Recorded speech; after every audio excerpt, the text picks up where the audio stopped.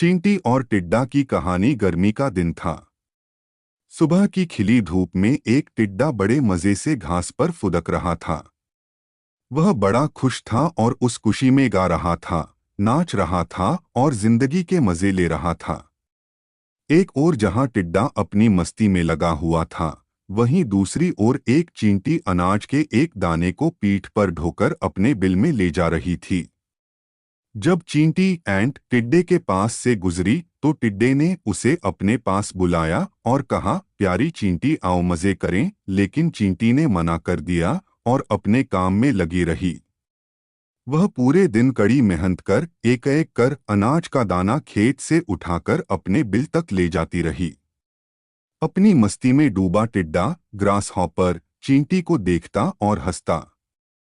वह बार बार उसे अपने पास बुलाता और कहता, प्यारी चींटी, तुम क्यों इतनी मेहनत कर रही हो?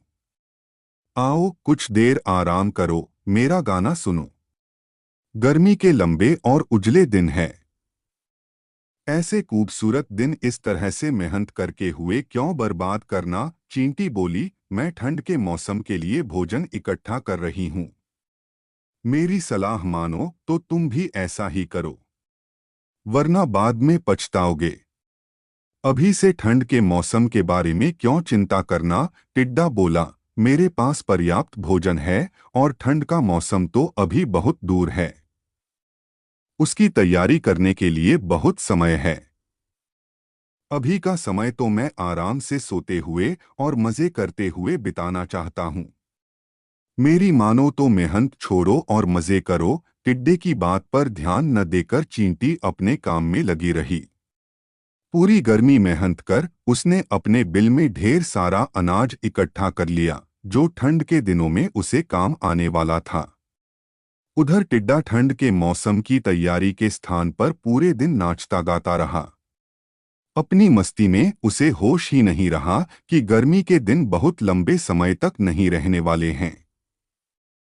जल्द ही ठंड के दिन और फिर बरसात के दिन आ जाएंगे, जो उस जैसे जीवों के लिए मुश्किल भरे दिन होंगे।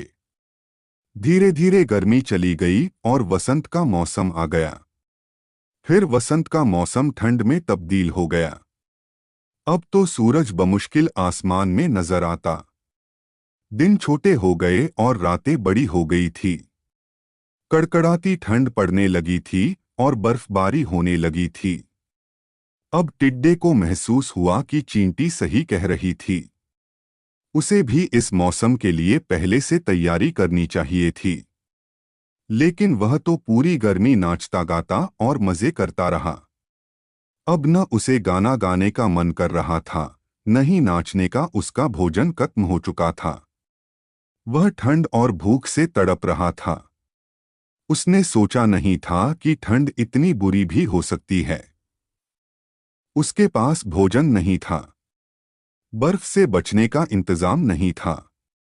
उसे लगने लगा कि जिस गर्मी के मौसम में उसने इतने मजे किए हैं, शायद अब अगली बार उस मौसम को देखने के लिए वह जिंदा ही न बचे। एक दिन भूख से तड़पते हुए बर्फीले मौसम में उसकी नज़र चींटी पर पड़ी, जो अपने बिल में मजे से आराम कर रही थी। उसके पास पर्याप्त भोजन था और ठंड से बचने के लिए आसरा। टिड्डा पछताने लगा और रोने लगा। उसे समय बर्बाद करने का फल मिल चुका था।